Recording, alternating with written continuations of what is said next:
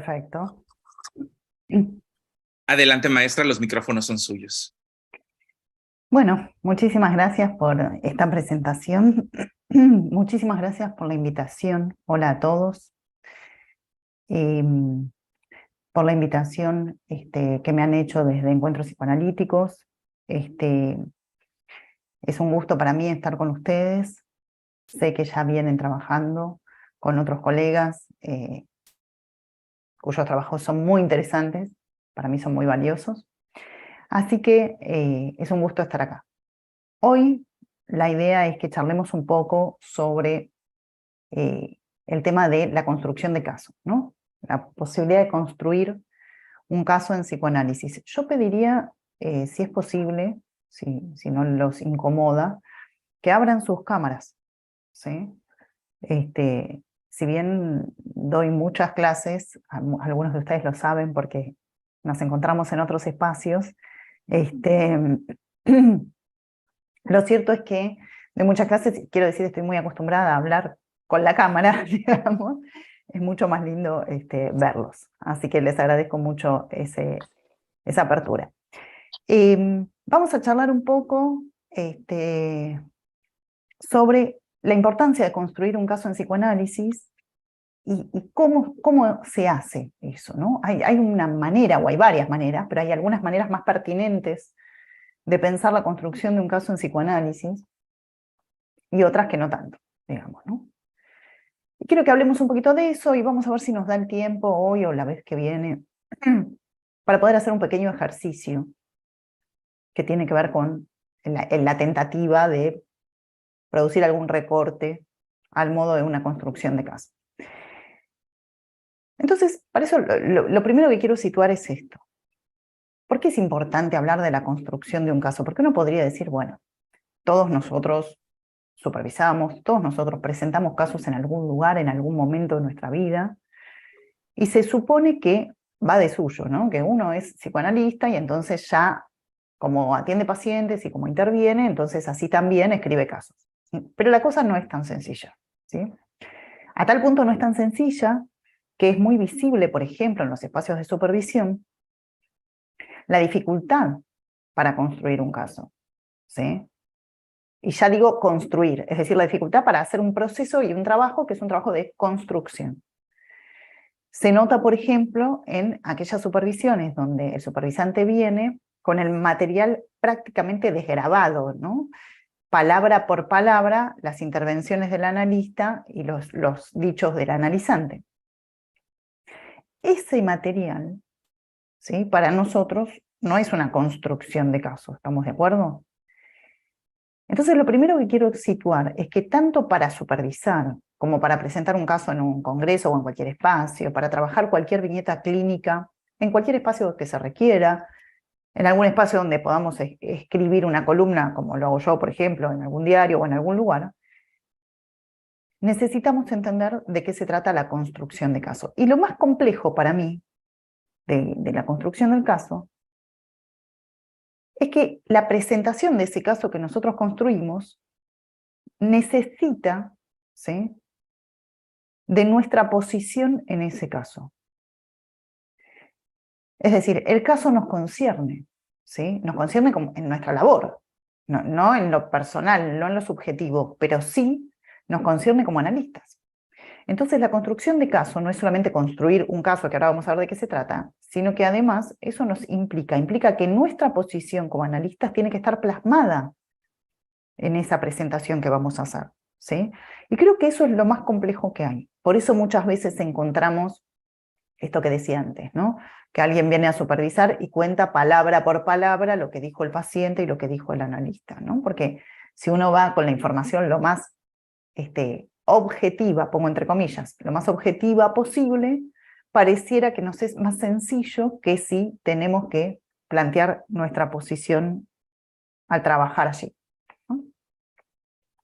Bien, entonces, en principio tenemos que tener en cuenta que construir un caso, además de implicarnos a nosotros, nuestra labor, tiene una finalidad, ¿sí?, que es presentar ese trabajo ante otros.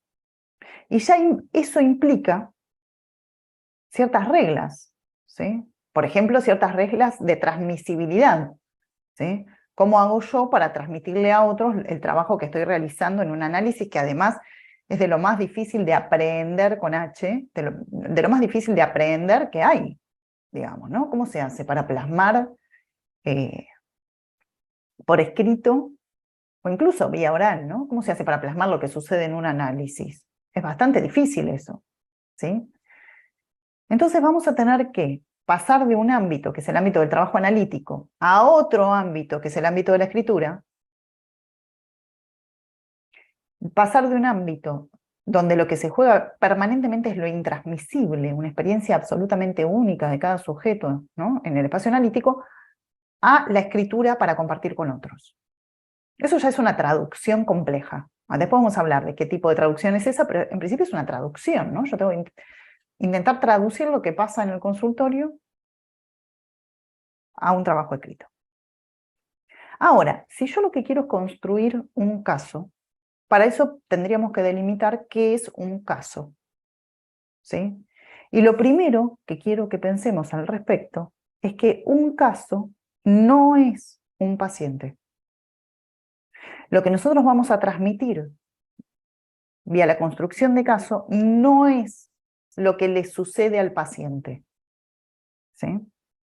El paciente es una persona que viene, que consulta, que padece, que considera que nosotros lo vamos a poder ayudar en eso que le sucede. Y padece de algo muy particular, que es cierta dificultad, cierto fracaso a la hora de adaptarse al medio. Lo que viene a decir el paciente es que no se está pudiendo adaptar al medio, que hay un fracaso en la tentativa de adaptarse, de funcionar, ¿no? De funcionar en el trabajo, de funcionar en la pareja, en la familia, en cualquier ámbito. Hay un fracaso ahí, ¿sí? Y viene a quejarse de ese fracaso y a ver si podemos reparar, ¿sí?, esa falla para que logre adaptarse. Ese es el paciente, ¿no? Entonces nos habla de los hechos de su vida, de los sucesos, también de los pensamientos que tiene al respecto. Y lo que pretende es tener ciertas modificaciones en su conducta, ¿sí? Hay algo de su conducta que en general trastabilla y por eso consulta, algo de su conducta que justamente muchas veces se repite, ¿sí?, de un modo muy displacentero, y viene a que nosotros tratemos de reparar el padecimiento y modifiquemos la conducta, ¿sí? Por ejemplo, la conducta compulsiva que lo hace caer una y otra vez en las mismas situaciones. Como nosotros somos psicoanalistas, no vamos a trabajar en ese terreno, ¿sí? No vamos a trabajar ni en el terreno de los sucesos, de lo que le sucede al paciente, ni en el terreno de la conducta. Pero sí se nos va a venir a demandar que hagamos ese trabajo, ¿sí? Bien, todo eso que acabo de situar es el paciente, no es el caso, ¿sí? Y para empezar a diferenciar el paciente del caso, podríamos diferenciar dos tipos de padecimiento. El padecimiento yoico, del yo, que es ese del cual el paciente nos habla, ¿sí?, esa dificultad para poder adaptarse al medio, y otro padecimiento, que es el padecimiento subjetivo, que es el que a nosotros nos va a interesar porque es aquel con el que vamos a trabajar, y ya anticipo, es aquel del cual vamos a tener que dar cuenta en nuestra construcción del caso. Vamos a tener que dar cuenta de ese padecimiento subjetivo, que no tiene nada que ver con el padecimiento del yo. Casi diría que es opuesto, ¿no? El padecimiento del yo es el padecimiento por no lograr el paciente adaptarse a su realidad, y el padecimiento subjetivo tiene que ver con la angustia que le suscita al sujeto adaptarse demasiado, ¿sí?, estar demasiado adaptado. Bien. Entonces, podríamos definir en estos términos qué es un caso. Un caso es un texto. Un caso es un texto que se construye en pos de transmitir a otros. Y ese texto tiene que presentar determinados elementos. Uno de los elementos que va a tener que presentar ese texto, que va a tener que poner de manifiesto, es el padecimiento subjetivo. Es decir, ¿de qué se trata el padecimiento subjetivo de aquel a quien estamos atendiendo? Eso tiene que estar plasmado en el caso, independientemente de cuál sea nuestra pregunta en la construcción de casos, ¿sí? Porque yo me puedo preguntar por un estancamiento en el análisis, me puedo preguntar por la compulsión de repetición, me puedo preguntar por distintas cosas, pero me pregunte lo que me pregunte, no cabe duda que el padecimiento subjetivo va a tener que estar plasmado, ¿sí? Para poder enlazar, digamos, ese padecimiento a aquella pregunta que yo como analista tengo. Bien, entonces como vamos a tener que trabajar con ese padecimiento psíquico para poder plasmarlo en el caso, yo situaría 3 cuestiones en relación a ese padecimiento para que lo podamos delimitar, ¿no? Por un lado yo lo diferenciaba del padecimiento del yo, y por ende podríamos decir que el padecimiento subjetivo es un padecimiento inconsciente, ¿sí? Es un padecimiento en el sentido de un saber no sabido, ¿no? Inconsciente en el sentido de un saber no sabido, que vamos a tener que ubicar en análisis. Esa es una de las características del padecimiento subjetivo. No es aquel padecimiento que el paciente conoce.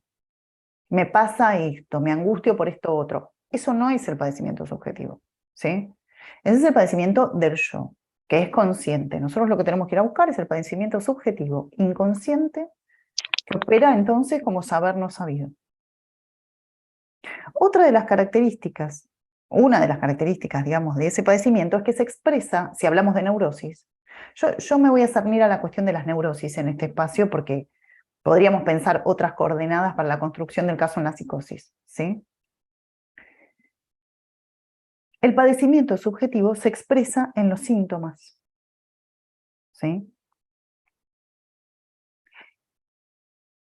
Y la otra cuestión es que ese padecimiento que se expresa en los síntomas está en estrecha relación con la posición gozante del sujeto, ¿sí?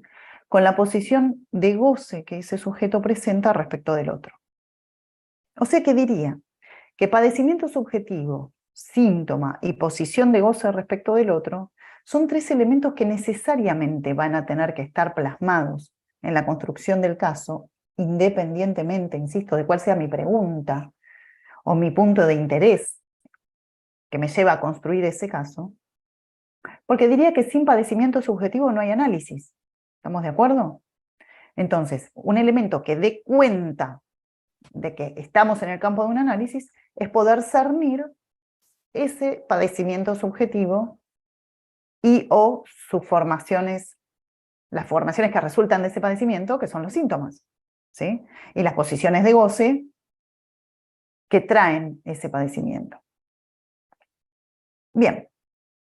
Ahora, yo lo que decía es, el padecimiento subjetivo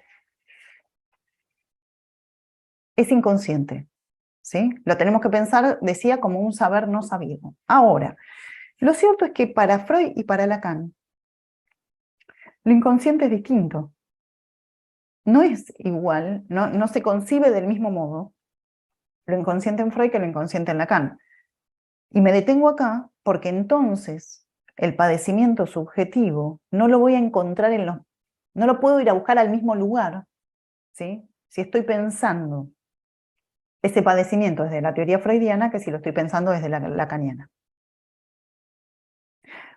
Para decirlo más o menos breve, podríamos decir lo siguiente: que lo inconsciente, ese saber no sabido, en Freud, se trata de lo reprimido, ¿sí?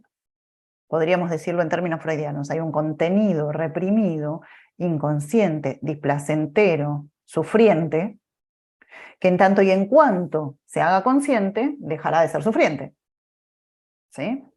O sea que ese padecimiento subjetivo está guardado, por decirlo de alguna manera, en el lugar de lo reprimido. Voy a tener que ir al lugar de lo reprimido, levantar la represión para que eso deje de estar reprimido, y una vez que se haga consciente, se elimine o disminuya el displacer. Esa es una posibilidad. Para Lacan, el saber no sabido, lo inconsciente, no está en lo reprimido, no está en otro lugar, no está en otro escenario, ¿sí? Si bien Lacan remite al otro escenario en los primeros tiempos de su obra, lo cierto es que para él el inconsciente está entredicho, es decir, entre los dichos, ¿sí?, está el inconsciente. No hay que irlo a buscar a otro lugar, sino que si yo pudiera dibujar, digamos, una línea que fuera la línea de los dichos, ¿sí?, Freud diría que el inconsciente no está en la línea de los dichos, sino que está en otra línea que está por debajo, ¿de acuerdo?, de lo dicho. Pero Lacan no dice eso. Lacan dice que el inconsciente está entre dicho, está en esta primera línea, en la superficie, ¿no? Por eso Lacan está en contra de la idea del inconsciente de las profundidades, digamos, ¿no? No cree que tenemos que ir a buscar a lo profundo, sino que el inconsciente está ahí, en la superficie de los dichos. No está dicho, sino que está entre dichos. Si quieren, podríamos pensarlo en términos de enunciación. No está en el enunciado, pero sí está en la enunciación, ¿sí?, en lo que queda dicho entre los dichos, ¿sí? Esto, vuelvo para nuestra brújula, esto pensando en dónde ir a buscar el padecimiento subjetivo del cual voy a tener que hablar cuando construya el caso, ¿de acuerdo? Bueno, depende qué marco teórico yo maneje, iré a buscar el padecimiento subjetivo a un lugar o a otro lugar. Bien. Yo decía que ese padecimiento se manifiesta en las neurosis, en síntomas, ¿sí? Se manifiesta en síntomas y ahí tendríamos que ver qué quiere decir síntoma, ¿sí? Porque una cosa es lo que el paciente considera que es un síntoma. Recuerden que el paciente es ese señor que viene, se sienta, cuenta que sufre por determinadas cuestiones y ese sufrimiento tiene que ver con que no logra adaptarse suficientemente a la realidad. Una cosa es lo que él va a concebir como síntoma, ¿sí? Y otra cosa es lo que nosotros como analistas vamos a concebir como síntoma. ¿De acuerdo? Seguramente él va a concebir como síntoma aquello que le obstaculice, que se ponga en cruz con la posibilidad de que él funcione en la vida de todos los días, digamos, ¿sí? Para nosotros, analistas, eso no define al síntoma, ¿sí? Digo, que a alguien le duela tanto la cabeza que no pueda ir a trabajar, ¿sí?, para el paciente es un síntoma, para nosotros no necesariamente. Entonces ustedes me van a decir, bueno, pero entonces para nosotros, ¿qué es un síntoma? Si no es eso, si no es lo que obstaculiza el buen funcionamiento. Bueno, ahí tendríamos que pensar un poco qué es el síntoma analítico, ¿no? ¿Cuál es el síntoma que concebimos en un análisis y con el que podemos trabajar en un análisis? ¿Sí? No voy a entrar ahí, pero solo quería que tengamos claro que si nosotros tenemos que dar cuenta en nuestra construcción de caso del padecimiento subjetivo, del síntoma y de las posiciones gozantes, cuando digo dar cuenta del síntoma no me refiero a lo que el paciente nombra como síntoma, sino a lo que nosotros consideramos que es un síntoma, a lo que nosotros leemos como síntoma. El síntoma analítico es el efecto de la lectura del analista. Ese síntoma, que es efecto de la lectura del analista, es el que tiene que estar plasmado en el caso, ¿sí? Yo leo como síntoma tal cosa.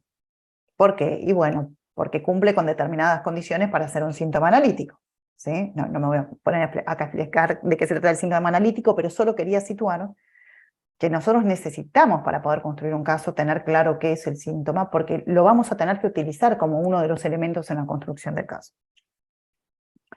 Y por otro lado decía que el padecimiento se entrama con la posición gozante del sujeto en relación al otro, Y allí tenemos el mismo asunto. Tendríamos que entender bien qué quiere decir una posición gozante, qué es el goce, qué quiere decir, cómo cercar, cómo cernir cuál es la posición de goce de este sujeto en particular respecto de sus otros o de su otro, ¿sí?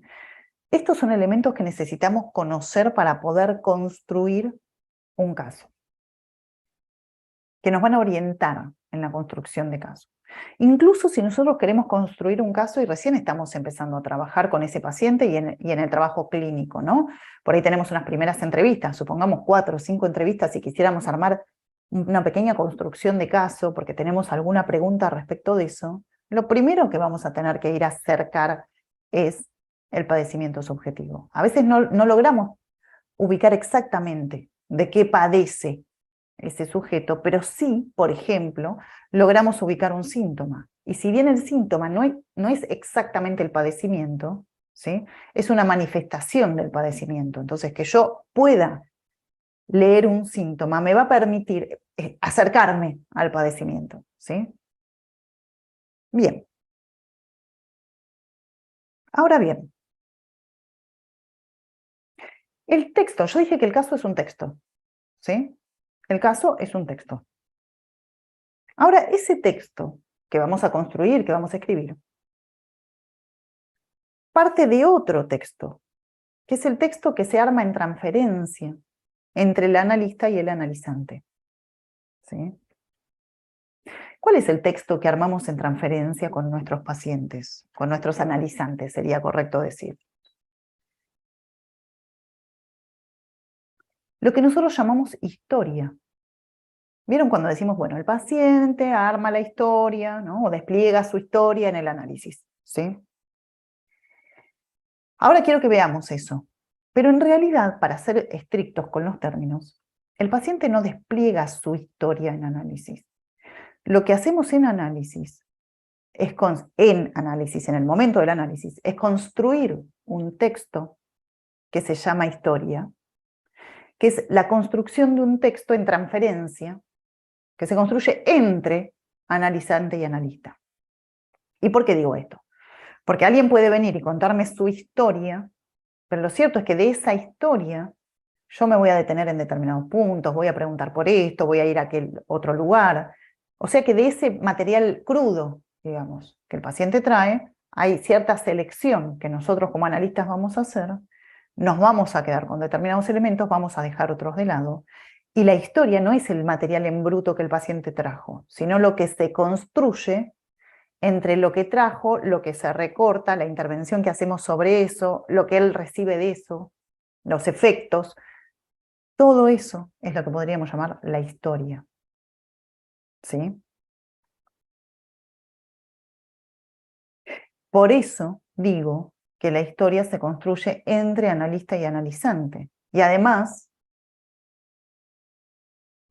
y lo que me interesa es esto, ¿no? Que el caso es un texto que se escribe sobre otro, se construye sobre otro texto, que es el texto entre analista y analizante, llamado historia.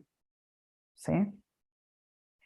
Esto quiere decir, además, la historia no es individual, digamos, ¿no? Ninguna historia es individual, ¿no? Porque incluso si yo me siento acá y les cuento a ustedes mi historia, que no me van a analizar a mí, ¿no? Supongamos en un trato informal, les cuento mi historia, ¿qué tanto es individual esa historia? ¿Qué tanto mi historia es mi historia y no es lo que recuerdo, lo que me contaron, los mitos familiares, ¿no? Es una mezcla de todo eso, ¿de acuerdo?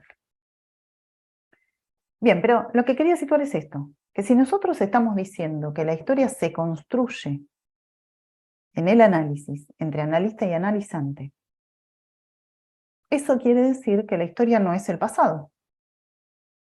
¿Estamos de acuerdo? Digo, no es lo que pasó, porque si es lo que pasó no hay nada que construir. Lo que a cada uno de nosotros nos pasó, por ejemplo en la infancia, es lo que nos pasó. O sea, ¿qué sería construir eso? ¿Sí? En todo caso, si la historia fuera el pasado, lo que se podría hacer es recordar en análisis la historia. Esa es la idea de Freud.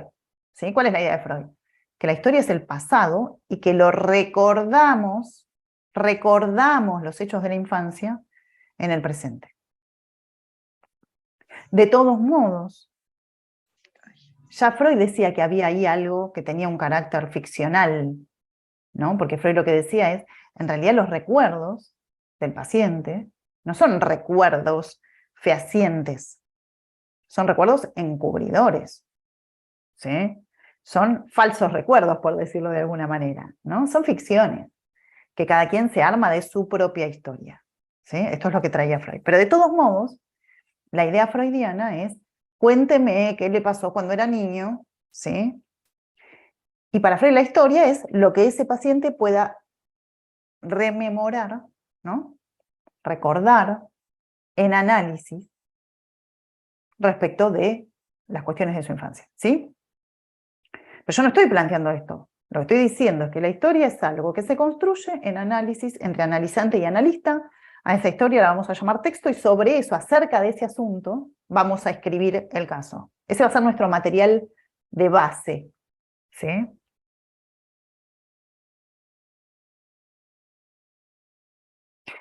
Bien, entonces lo que digo es, para Lacan, la historia no es el pasado. Lo que construimos, esto que estoy diciendo es la versión lacaniana, ¿no? Lo que construimos no es el pasado. Quiero leerles una cita del seminario 1, de los escritos técnicos de Freud, donde Lacan dice esto. La historia no es el pasado. Esto lo dice así. La historia no es el pasado. La historia es el pasado historizado en el presente. ¿Sí? A mí me gustaría revertir un poquito esa frase, la historia es el pasado historizado en el presente, para que podamos escuchar mejor la connotación. Podríamos decir, a lo historizado en el presente, a lo historizado en el presente lo vamos a llamar historia. ¿Sí? El pasado historizado en el presente produce un movimiento inverso, que es, no hay algo en el pasado que se trae al presente, sino que la historización del pasado crea al pasado, es creadora del pasado. Voy a dar un ejemplo. Si yo digo, cuando yo tenía 5 años, fui al parque y me caí y me lastimé la rodilla. ¿Sí? Esa historia, yo estoy historizando, ¿sí? Esa historia crea, ¿sí? Un recuerdo, un hecho, crea un hecho de mi vida. Ah, resulta que cuando yo tenía 5 años me caí en el parque. Y después viene mi mamá y me dice, no, pero no era cuando vos tenías 5 años eso fue cuando tenías 7. Ah, yo pensé que era cuando tenía 5. Ah, bueno, entonces ahora la historia es que cuando yo tenía 7 me caí en el parque. Entonces, ¿qué tan certera era? ¿Qué tan certero era ese pasado? ¿Era a los 5? ¿Era a los 7? Ese pasado tiene la veracidad que tenga la historia que se genera en análisis. La historia que se genera en análisis entre el analizante y el analista tiene valor de verdad. ¿Sí? Esa es la historia. La historia crea el pasado. A tal punto la historia crea el pasado que historizar, ¿sí? No solamente crea el pasado, historizar crea el futuro. Cuando yo sea grande, yo siempre pensé que cuando sea grande voy a ser médica. ¿Sí? Eso es historizar el futuro. Es escribir una historia, escribir, digo, metafóricamente, cómo va a continuar la historia de mi vida. Eso es historizar. ¿Sí? Crear una historia acerca de la vida que uno cree haber tenido y cree que va a tener, ¿sí? O que está teniendo. Bien. Por eso Freud decía, ¿ustedes se acuerdan que Freud decía que en el inconsciente, que el inconsciente es atemporal? ¿Sí? Entonces, conviven en el inconsciente todos los tiempos. Algo que me pasó hace muchos años, yo lo puedo vivir como si me hubiera pasado ayer, por ejemplo. ¿Sí? En términos lacanianos y planteando la cuestión de la historia, podríamos pensar eso mismo, ¿no? Digo, historizar permite que todos los tiempos cronológicos se mezclen, ¿sí? Porque en la historia tomemos la palabra historia con el valor que le estoy dando, algo que se crea en el análisis, en la historia, pasado, presente y futuro pueden convivir perfectamente. Yo en la misma sesión puedo decir algo de lo que me pasó, algo de lo que creo que me va a pasar, algo de lo que creo que me va a pasar a partir de lo que me pasó. Todo eso convive con la misma actualidad para mí. Eso, en la historia todo puede convivir con la misma actualidad.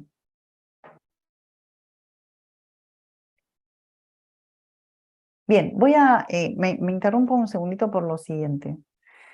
Si alguno quiere hacer algún comentario o alguna pregunta, díganme y me interrumpen, ¿eh? No hay ningún problema. Bien, entonces ahora volvamos a la construcción del caso. La construcción del caso tiene que apuntar a algún elemento particular que yo quiero destacar, ¿sí? Si voy a presentar un caso en un congreso es porque yo quiero destacar una idea, quiero destacar algo puntual que sucede en ese análisis, quiero destacar una pregunta, algo que me genera una inquietud, pero hay algún elemento particular del cual yo voy a necesitar dar cuenta, que es como el centro, el corazón, digamos, del caso que yo quiero presentar, ¿sí? Entonces, la construcción del caso es el trazado que conduce hacia ese elemento que yo quiero destacar, ¿sí? Ahora, ese recorrido que yo voy a hacer hasta el elemento que quiero destacar, tiene que ser un recorrido que esté justificado, ¿sí? Digo, si yo quiero, por ejemplo, plantear una pregunta respecto de si es posible una intervención de determinada manera con este paciente, bueno, para poder echarle luz a esa pregunta, necesito explicar lo que vine haciendo, por qué vine haciendo lo que vine haciendo, hasta arribar al punto que yo quiero presentar ante otros como un punto de conflicto, de obstáculo o lo que sea. Esa es otra de las dificultades de la construcción de caso, ¿no? Que para plantear una pregunta yo tengo que dar cuenta de cómo llegué a preguntarme eso, ¿se entiende? ¿Sí? No solamente tengo que plantear la pregunta, sino de dónde vengo, qué trabajo vengo haciendo, en qué dirección estoy trabajando para haber arribado a esa pregunta que yo hoy tengo, o a ese obstáculo que tengo, o a eso que quiero destacar. ¿Sí? Entonces, en una construcción de caso hay muchos elementos posibles para destacar, ¿no? Yo puedo, por ejemplo, querer mostrar en la construcción del caso la entrada en análisis. Puedo querer mostrar la instalación de la transferencia. Puedo hacerme una pregunta respecto de si determinado elemento es un síntoma o no. ¿Qué hacer con determinada identificación? ¿Sí? Pero tome el punto que tome, yo tengo que poder dar cuenta de cómo llegué hasta ahí. Por ejemplo, si yo quiero plantear una pregunta respecto de la identificación, ¿sí? Probablemente en mi relato, en la construcción del caso, no ponga el acento en si el paciente pasó a diván o no pasó a diván, porque no es un elemento necesario para dar cuenta de algo que tenga que ver con la identificación, ¿sí?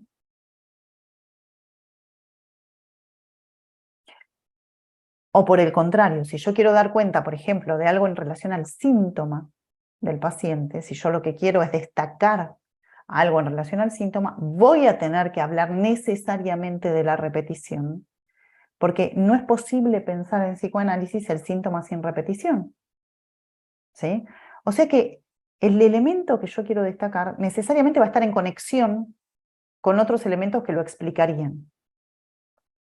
Ahora bien, resulta que ese trazado, pues yo decía, bueno, la construcción de caso es un trazado hacia un elemento que nos interesa destacar. Ese trazado está en relación a otro trazado, que es la dirección de la cura. Yo vengo trabajando con un paciente en una dirección, ¿de acuerdo? Llamemos a esa dirección dirección de la cura. ¿Sí? Entonces vengo cumpliendo con una dirección. En esa dirección me encuentro con algún elemento que llama mi atención. ¿Sí? Quiero armar un caso en relación a ese elemento. Voy a contar lo que fui haciendo y lo que fue sucediendo en ese análisis para arribar a ese escollo, ¿sí?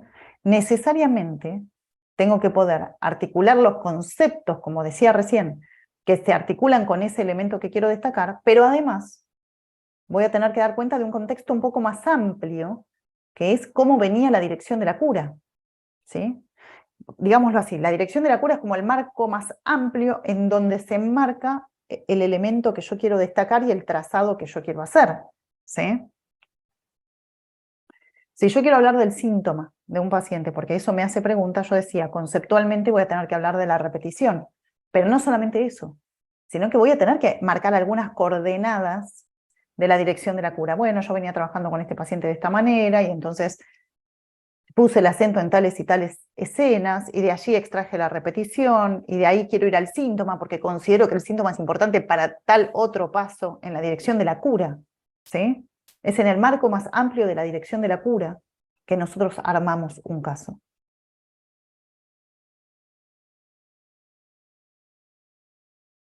Bien.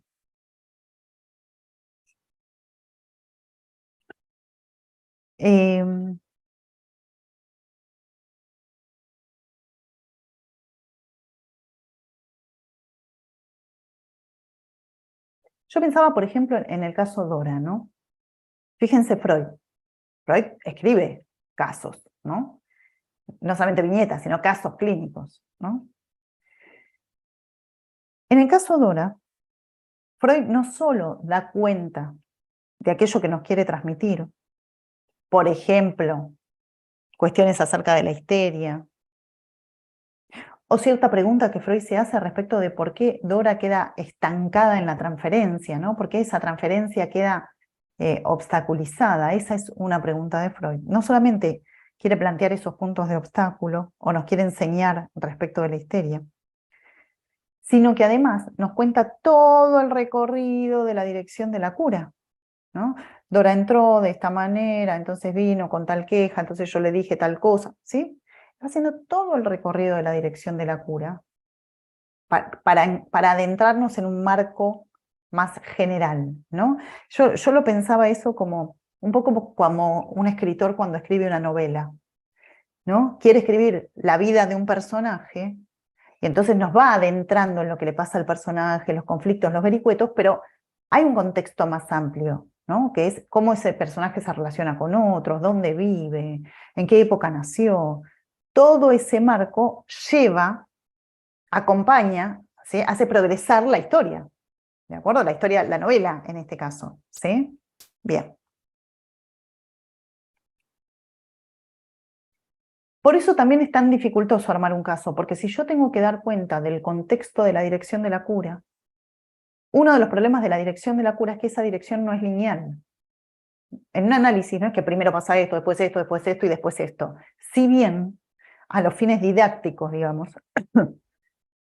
cuando transmitimos, cuando enseñamos de qué se trata la dirección de la cura, en general lo planteamos en esos términos. Primero entrevistas preliminares, luego entrar en análisis, luego el análisis propiamente dicho y el fin de análisis, supongamos, ¿no? Para armar alguna dirección.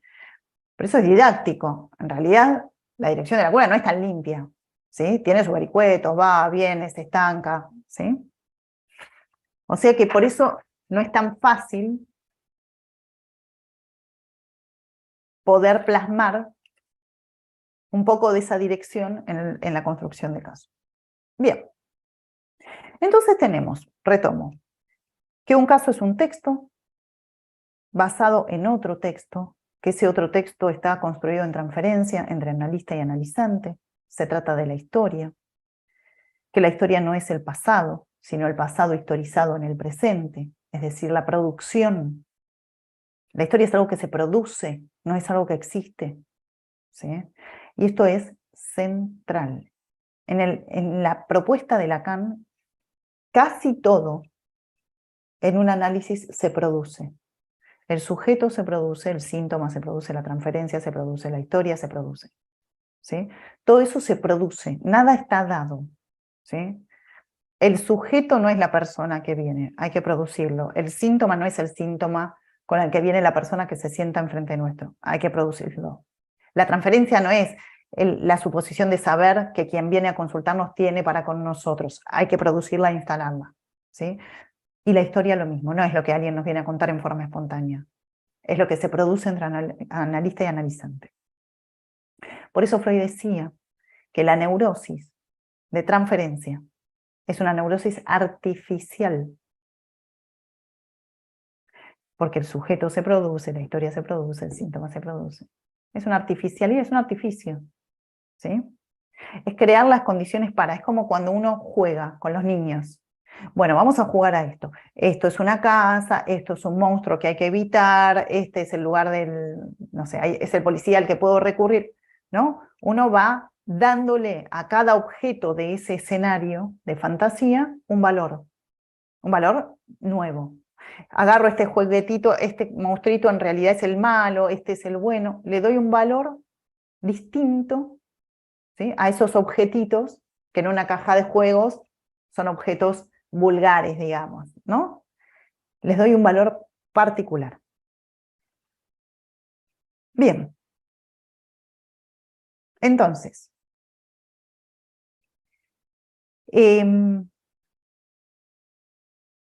como nosotros vamos a tener que transmitir el caso, lo que vamos a tener que hacer es reducir el sentido, cuando escribimos, reducir el sentido a mínimo.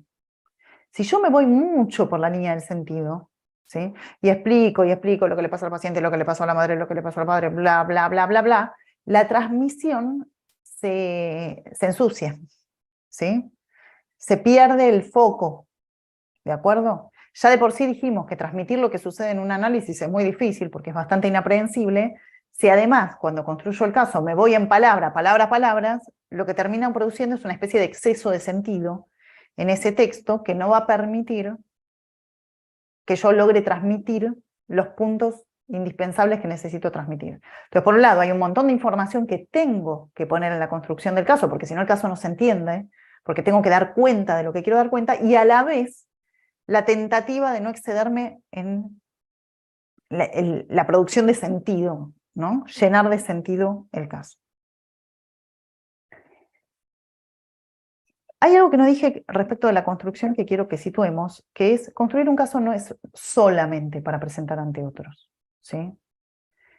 En general se hace para presentar ante otros, pero construir un caso es un excelente trabajo, excelente. Es un trabajo que profesionaliza nuestro hacer, ¿sí? ¿Por qué? Porque nos obliga a dar cuenta de lo que estamos haciendo, ¿sí? A ver cómo hice esto, y por qué hice esto, y por qué esto, y por qué lo otro. Nos obliga a justificar, a argumentar lo que estamos haciendo, ¿sí? Eso, ahora quiero que me cuenten un poquito ustedes, pero eso que estoy planteando en Argentina es medianamente novedoso, ¿sí? Ya hace unos años que está más claro, pero diría que fueron muchos los años del psicoanálisis en Argentina donde parecía que no hacía falta dar cuenta, ¿sí? Que no hacía falta porque era imposible, eso se decía, ¿no? Que como lo que sucede en un análisis es lo que sucede en cada análisis, no hay dos iguales, es intransmisible, qué sé yo, entonces no hacía falta dar cuenta, porque lo que sucede, sucede y se escapa a la posibilidad de aprehenderlo en una escritura, por ejemplo, ¿sí? Y con esa cuestión de que era imposible transmitir, entonces, ¿para qué vamos a armar un caso si total es imposible transmitir? Había una serie de problemas serios, valga la redundancia, porque entonces hubo varias, no muchas, pero varias generaciones de analistas que no aprendieron a construir un caso. E insisto, no estoy hablando de construirlo para presentarlo a otros, sino el ejercicio de construir un caso, ¿sí? No aprendieron a tener que dar cuenta. Entonces llegan al día de hoy, llegan a las supervisiones y cuentan, bueno, el paciente dijo tal cosa y le pasó tal cosa cuando era chico, y le pasó tal otra cosa en la adolescencia, ¿no? Y cuando nosotros preguntamos, bueno, perfecto, ¿y cuál es la dirección? ¿Qué es lo que te parece que hay que hacer acá? ¿Cuáles son los puntos que te preocupan? ¿No? Muchas veces nos encontramos con, bueno, no sé, quiero ver qué hacer, ¿no? Pero es una gran abstracción, ¿sí? Porque no estuvo ese ejercicio de dar cuenta. Ahora, me parece sumamente importante, decía yo, que demos cuenta de lo que hacemos. Porque eso nos profesionaliza y porque eso le da un lugar al psicoanálisis dentro de lo que es el mundo de las terapéuticas también. ¿Sí? Digo, el psicoanálisis no nada solo en el mundo, sino que hay otras terapéuticas posibles también, y si queremos tener mediana credibilidad, digamos, y queremos que nos tomen medianamente en serio, vamos a tener que dar cuenta de lo que hacemos. ¿Sí? Sencillamente porque trabajamos con gente y trabajamos con el padecimiento. Bien. Vamos a diferenciar lo que es trabajar un caso desde el psicoanálisis, la escritura del caso, y trabajar con un caso desde alguna otra terapéutica, desde algún otro enfoque terapéutico. ¿Sí? Y eso implica que vamos a tener que dar cuenta, en nuestro caso, de la lógica con la que trabajamos. No solamente vamos a tener que dar cuenta del punto que queremos destacar, de la dirección de la cura, en donde ese punto se presenta, sino que vamos a tener que dar cuenta de con qué lógica trabajamos. Voy a tomar un ejemplo que dije hace un rato. Si yo pienso que el padecimiento es inconsciente, ¿sí? Y lo voy a buscar a lo reprimido, ¿sí? A posibles escenas reprimidas del paciente, tengo que dar cuenta de por qué yo utilizo esa lógica. Eso es una lógica posible. ¿Por qué utilizo la lógica de lo reprimido como equivalente a lo inconsciente y no utilizo, por ejemplo, la lógica de lo inconsciente entredicho? ¿Sí? Fíjense que en este punto, no sé si se capta esto que quiero significar, pero en este punto, el analista tiene que tomar una decisión, ¿no? Que es desde qué marco trabaja. Y además, como si fuera poco, ese marco no puede ser un marco, en general los marcos psicoanalíticos son incompatibles con otros, ¿sí? Por lo menos con otros marcos psicoanalíticos, ¿sí? Digo, si yo trabajo desde Lacan, trabajo desde Lacan, y si trabajo desde Klein, trabajo desde Klein, y si trabajo desde Winnicott, trabajo desde Winnicott, ¿sí? Entonces, en el caso, también vamos a tener que dar cuenta de con qué lógica estamos trabajando, dentro de qué marco, sin necesidad de remitirnos a un autor, pero sí con qué conceptualizaciones estamos trabajando. ¿Sí?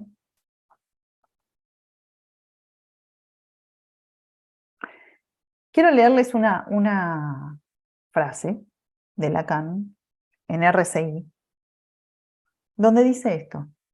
A mí me pareció muy interesante. Es indispensable que el analista sea al menos dos. El analista para tener efectos y el analista que a esos efectos los teoriza. ¿Sí? Es indispensable que el analista sea al menos dos, el analista para tener efectos y el analista que a esos efectos los teoriza. ¿Sí? No es o uno u otro. El analista tiene que ser al menos esos dos. Bien, hablemos de esos dos. El analista que tiene efectos y el analista que a esos efectos los teoriza. ¿Sí? Hablemos del primero, el analista que tiene efectos. A mí me pareció buenísima esa frase por muchos motivos, pero uno de los motivos es, Lacan está diciendo que el analista tiene que tener efectos. Tiene que tener efectos. Que además, podríamos agregar, esos efectos de su práctica tienen que ser efectos analíticos. Digo, si es psicoanalista, los efectos tienen que ser analíticos, ¿sí? Porque también existen otros efectos, por ejemplo, terapéuticos, ¿sí? No necesariamente psicoanalíticos. Ahora, ¿por qué destaco esto? Que Lacan dice que el analista tiene que tener efectos. Porque también hubo mucho tiempo donde se creyó que no hacía falta que el analista tuviera efectos. ¿Sí? Porque el analista no iba a buscar los efectos, porque los efectos vienen por añadidura, ¿no? Hay una famosa frase que es, la cura viene por añadidura, y con la cuestión de que la cura viene por añadidura, se instaló la idea de que entonces el analista no produce los efectos, sino que el analista trabaja y de alguna manera vendrá la cura, ¿sí? Eso es y no es cierto, ¿sí? Es cierto que uno no trabaja directamente yendo a buscar la cura, sino que hay un trabajo que produce cura por añadidura, es cierto, pero también es cierto que para llegar hasta allí es necesario producir ciertos efectos, sin ir más lejos. Los que yo planteaba hace un rato: producir un sujeto, instalar la transferencia, producir una entrada en análisis, ¿sí? Esos son efectos. Son efectos que vamos a buscar, que vamos a intentar producir porque no se producen espontáneamente. Que yo tenga una persona hablándome enfrente durante años no produce una entrada en análisis, ¿sí? Solo vamos a producir la entrada en análisis si podemos maniobrar para hacerlo. O sea que el analista tiene que tener efectos, tiene que producir efectos. Y a la vez tiene que ser quien teoriza esos efectos. El paciente me dijo tal cosa, yo intervine de tal manera, buscando tal efecto, y el efecto fue X, aquel que yo buscaba u otro, porque por supuesto que yo busque un efecto no quiere decir que encuentre el efecto que busco. ¿Estamos de acuerdo? En el medio, entre el efecto que intento producir y el efecto que aparece, hay 1000 contingencias, con lo cual no necesariamente voy a lograr producir el efecto, pero sí voy a ir a la búsqueda, ¿no?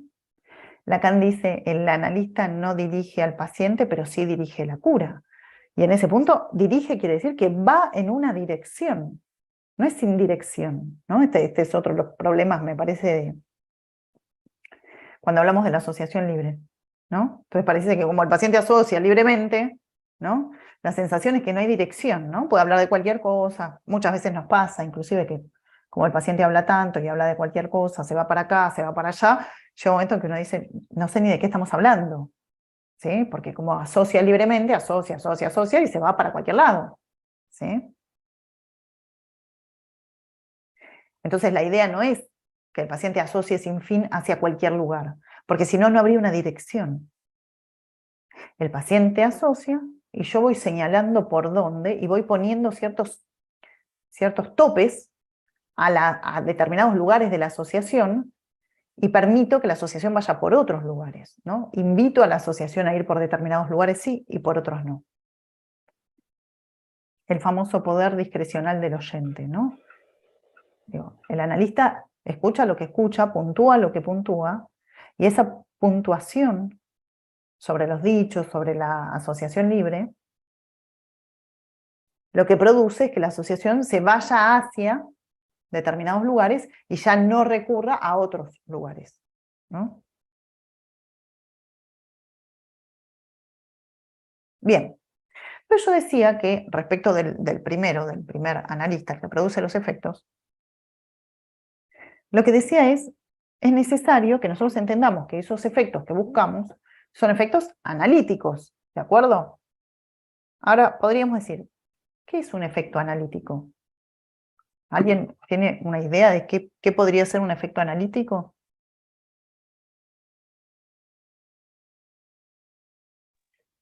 Yo. Sí, ¿quién dijo yo? No veo. Hola, Adriana. Adriana, dale.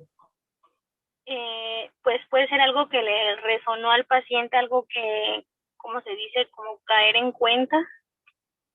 Bien, bueno, eso sería un muy buen efecto analítico, caer en cuenta, ¿no? Eso sería una posibilidad, ¿sí? Con una salvedad, Adriana, que es, efectivamente nosotros necesitamos que caiga en cuenta, pero también o que resuene con algo de lo que decimos, pero eso no tiene nada que ver con el insight, ¿no? No tiene nada que ver con la comprensión, no se trata que el paciente comprenda, ¿no? Pero sí que resuene, me gustó esa palabra, eso sería un efecto analítico. Sí, Cas Vega. Ese efecto tiene que ser directamente al inconsciente, como lo que no es en el yo, no es en, tú lo dijiste, como en este dolor subjetivo, ¿no? Como es algo como, bueno, no sé cómo explicarlo porque es algo que simplemente transforma inclusive no sé si tiene un efecto en la estructura. Ah, muy interesante eso. A ver, efectivamente, muchas veces puede tener un efecto en la estructura, ¿sí? O al menos eso buscamos, que tenga un efecto en la estructura, pero sin ir tan lejos, ¿sí? Se trata de un efecto en relación al inconsciente. Por eso hablaba recién con Adriana de la cuestión de la resonancia, ¿no? Una cosa es la resonancia y otra cosa es la comprensión. Entonces, si el analista le dice algo al paciente, que el paciente comprende y el paciente nos da la razón, sí, tenés razón en esto que me estás diciendo, no me había dado cuenta. Todo eso, ¿sí? No es un efecto analítico, ¿sí? Sí lo es la resonancia, el impacto, la sorpresa, que tiene que ver con esto que vos estás planteando, de un impacto en relación a lo inconsciente, ¿no? Ese efecto que todos hemos pasado en algún momento en nuestros análisis personales, cuando el analista dice algo, y la sensación es doble, es de sorpresa y a la vez de, esto yo en algún lugar lo sabía. Esto que hoy me sorprende, porque el analista me lo hace resonar, me sorprende, pero a la vez yo tenía algún saber sobre esto, ¿no? Y por eso le doy credibilidad, le doy crédito a eso que dice el analista, ¿no? Porque me concierne, es así. Tiene que ver conmigo. En algún lugar yo lo sabía, ¿no? El famoso saber no sabía. Bien, entonces podríamos, para seguir pensando un poco, ampliar un poquito la cuestión de cuáles son los efectos analíticos, podríamos decir que uno de los efectos más claros es intentar producir la caída del goce, ¿sí? Ese efecto sorpresa, ese efecto de resonancia, que no tiene que ver con el yo, que tiene que ver con el padecimiento. Implica la caída del goce. O lo que es lo mismo, es equivalente, no es lo mismo, pero es equivalente, la tentativa de producir una falta. Y ustedes van a decir, pero si nosotros trabajamos con sujeto en falta, trabajamos con sujeto dividido, trabajamos con sujeto en falta, ¿cómo es esto de que nosotros produciríamos la falta? ¿La falta no es de la estructura? Hablando de estructuras, ¿no? Sí, la falta es de la estructura. El sujeto por estructura es dividido, ¿sí? Pero justamente lo que nosotros vamos a hacer es producir en transferencia esos elementos de la estructura, pero producirlos en transferencia, ¿no? Entonces hay que producir falta en transferencia, aunque el sujeto con el que trabajamos es un sujeto en falta, pero si yo no lo produzco en transferencia no puedo maniobrar, tengo que producirlo en transferencia.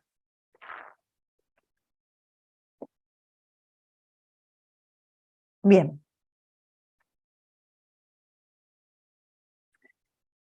Voy a dar algunos ejemplos de estos efectos analíticos, donde lo que yo situaba es siempre en el efecto analítico hay una caída del goce o una producción de la falta. Demos ejemplos de distintos momentos del análisis. Por ejemplo, en los inicios de un análisis, producir falta es producir la división del sujeto. Respecto de, por ejemplo, las identificaciones de las que hablábamos hace un rato, producir falta es hacer caer la identificación, ¿sí? Respecto del sentido con el que el paciente viene, producir falta es pasar al sinsentido. Respecto del otro, con mayúscula, producir falta es producir un otro barrado, allí donde el neurótico viene convencido de que el otro lo goza. Y así podría seguir con cada uno de los elementos del análisis. Hay que producir falta en cada uno de los elementos del análisis, en el sujeto, en el otro, respecto a la identificación, respecto del goce, respecto del síntoma, respecto del sentido. ¿Por qué tengo que producir falta? Es decir, tengo que producir un vaciamiento de goce en cada uno de los lugares que se van presentando en un análisis. Porque es ese goce el que produce padecimiento. ¿Se acuerdan que dije al principio que eran las posiciones de goce las que producen padecimiento y una manifestación de ese padecimiento es el síntoma? ¿Sí? Entonces, como es el goce el que produce padecimiento, tengo que hacer caer el goce. Eso sería un efecto analítico. Que insisto, En cada una, ahí voy, ¿eh? Ahí, Nubia, te estoy leyendo, dame un segundito. En cada una de las instancias de un análisis podríamos pensar esa caída de goce. Nubia Denis, ¿podría dar un ejemplo de cómo se haría la falta en la transferencia? ¿Vos decís en la transferencia o vos decís respecto de la transferencia? Porque en transferencia es todo. Digo, la entrada en análisis es en transferencia, el síntoma es en transferencia. ¿Te referís a dentro del marco de la transferencia o cómo producir falta en relación a la instalación de la transferencia? A ver, ¿cuál es la pregunta? ¿Estás por ahí? Abrí el respecto. A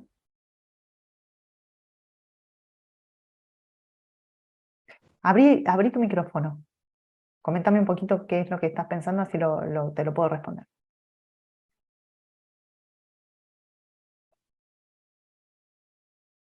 ¿Andás por ahí? Pues no te veo.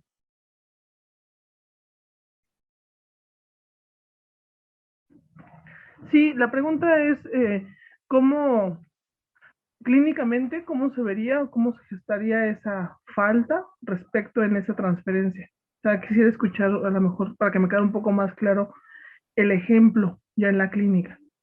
Ok, bueno. Voy a dar un ejemplo. Tendríamos que ver respecto de qué transferencia, ¿sí? Pero supongamos esto. Por ejemplo, un paciente que pide cambios de horario permanentemente, ¿sí? Hoy no puedo, me das otro horario. Mañana no puedo, me das otro horario, ¿sí? Producir falta sería, por ejemplo, no ofrecer otro horario, ¿sí? Es decir, eso que el paciente viene a buscar, eso que demanda, por favor otro horario, por favor otro horario, por favor otro horario, yo podría negarme a darle otro horario, ¿sí? Para producir un vaciamiento. Ahora,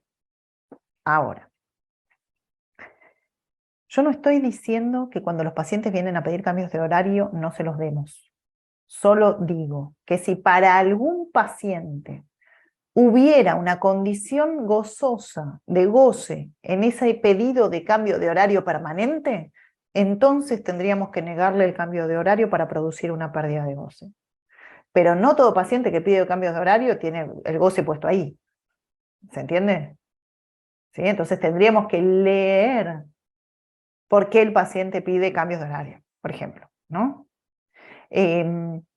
Pensaba en otro ejemplo dentro de la transferencia, que es la Y si cuestión del fuera dinero. Sí, y si fuera al dale. revés, donde el analista de repente se enferma o, bueno, dícese que se enferma, ¿no? Y comienza a postergar las sesiones y hoy todavía no, pasa una semana, pasan dos y hoy todavía no. ¿También podría considerarse ese mismo movimiento o no? En caso de que el analista se enferme y necesite el analista cambiar los horarios, ¿eso decís? Eh, Como en el aparente, es que, bueno, uno como analizante no tiene la certeza de que efectivamente está enfermo, ¿no? Totalmente. Por ejemplo, que a lo mejor el analizante lo escuche más como una cuestión de pretexto, como para dar continuidad después de mucho tiempo. Sí, pero lo que no entiendo es, vos estás planteando la situación hipotética de que el analista simule estar enfermo, o vos decís Ajá. si está enfermo y tiene que cambiar los horarios. No, más bien pensaría como en la simulación, en el sentido de que ya no hay respuesta.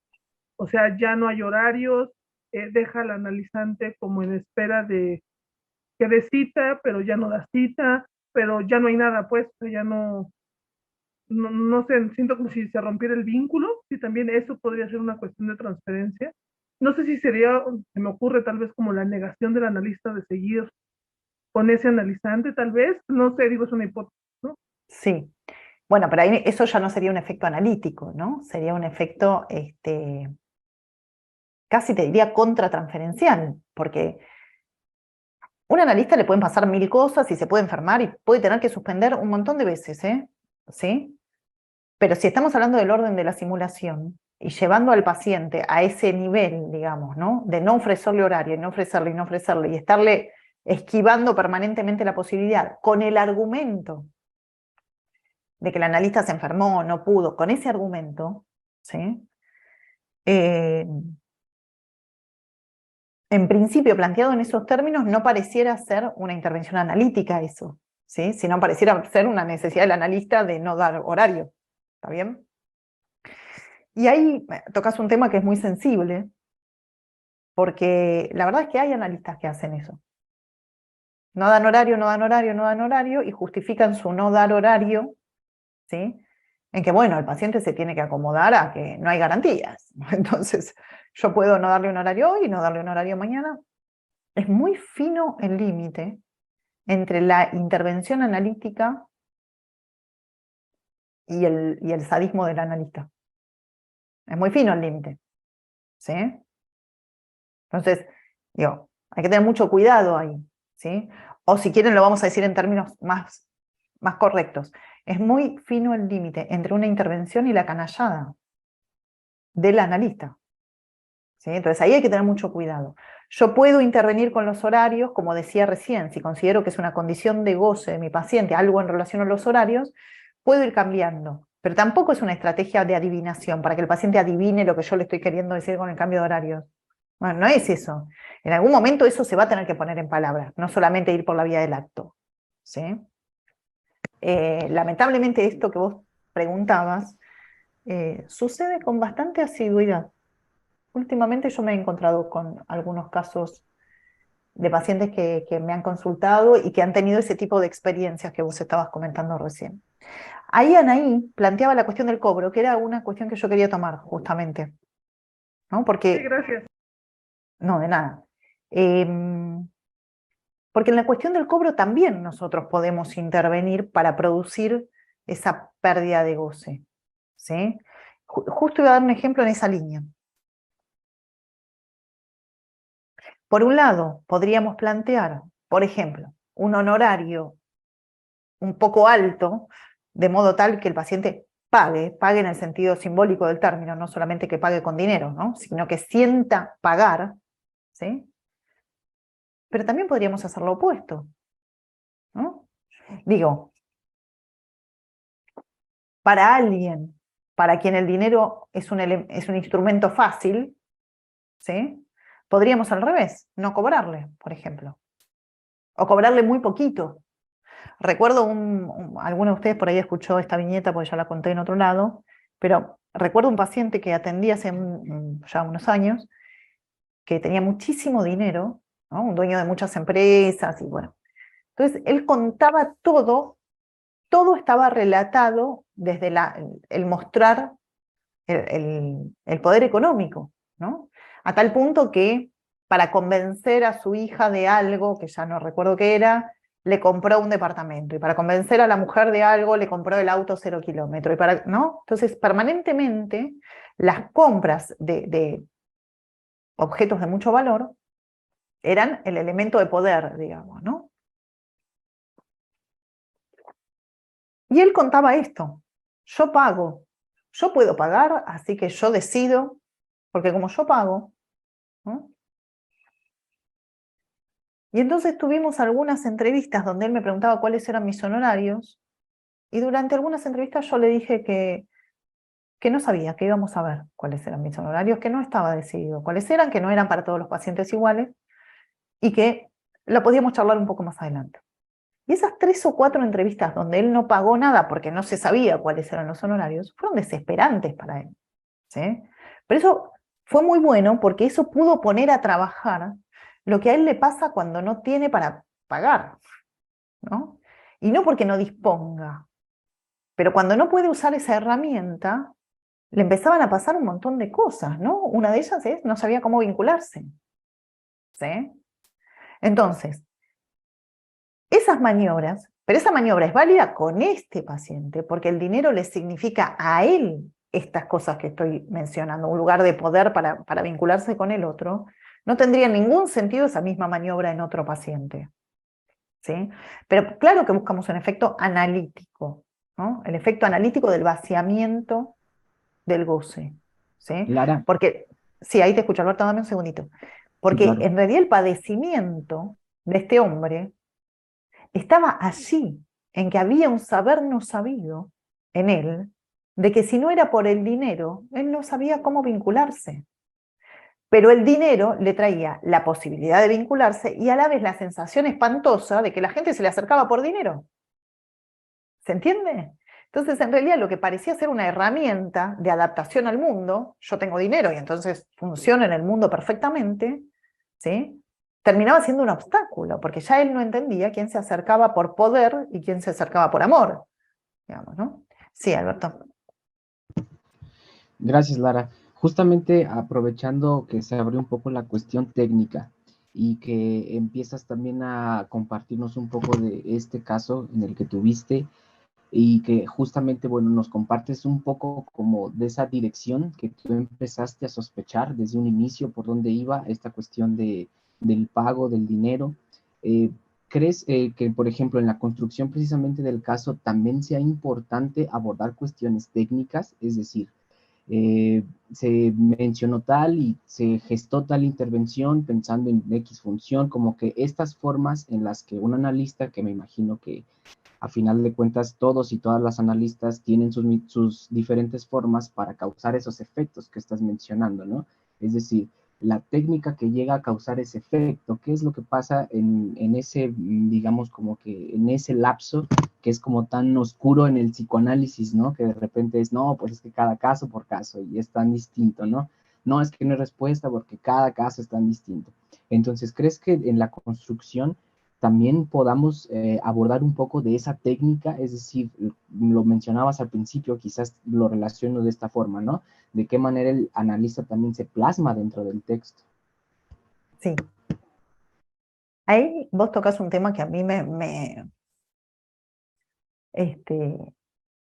parece súper interesante. Iba a decir, a mí me apasiona. Iba a decir eso, ¿no? Es un tema que me parece totalmente apasionante y totalmente pertinente que abordemos, ¿no? En el caso tiene que estar plasmada la cuestión técnica. Esto desde ya. Sí. ¿Sí?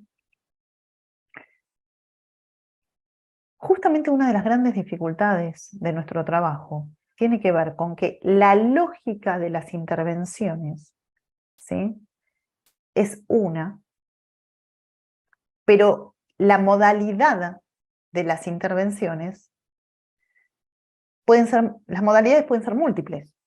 Es decir, tomemos ese ejemplo. Yo necesito una intervención cuya lógica sea hacerle perder a este hombre la relación entre poder y dinero. La lógica de la intervención es esa. Tengo que armar una intervención tal, ¿sí?, que rompa la equivalencia poder-dinero. Son dos significantes, poder y dinero, ¿de acuerdo? Ahí hay un enlace para este hombre. Poder-dinero. Necesito armar una intervención que rompa el enlace poder-dinero. Si todos nosotros escuchamos este caso, probablemente todos nosotros leamos que hay una condición de goce en ese enlace entre poder y dinero y que necesitamos romper eso, ¿sí? Esa es la lógica de la intervención. Una intervención tal que rompa el enlace, ¿sí? Esa es la lógica. Ahora, ¿cuál? ¿Qué le digo? ¿Cómo intervengo? ¿Es con los honorarios? ¿Es con otra cosa? ¿Con qué dichos? Ahí todos podríamos actuar de modos diferentes, ¿sí? Todos podríamos armar intervenciones con modalidades diferentes. Lo voy a decir como lo plantea Lacan en algún lugar, con modulaciones diferentes, ¿sí? Dentro de un abanico, la intervención podría ser acá, acá, acá, acá, acá, pero es dentro de este abanico, porque técnicamente la intervención tiene que tener una lógica, que es, tiene que estar direccionada a romper ese enlace entre esos dos significantes para producir, ¿qué? Un efecto analítico. ¿Cuál? Que caiga el goce en relación al dinero, ¿sí? Que le trae mucho padecimiento, bla. ¿De acuerdo? Bien. Entonces, el caso, la construcción del caso, tiene que presentar, tiene que manifestar la cuestión técnica, ¿sí? La cuestión técnica quiere decir las intervenciones, ¿sí? ¿Cómo las pensamos? ¿Cuál es la lógica de esas intervenciones?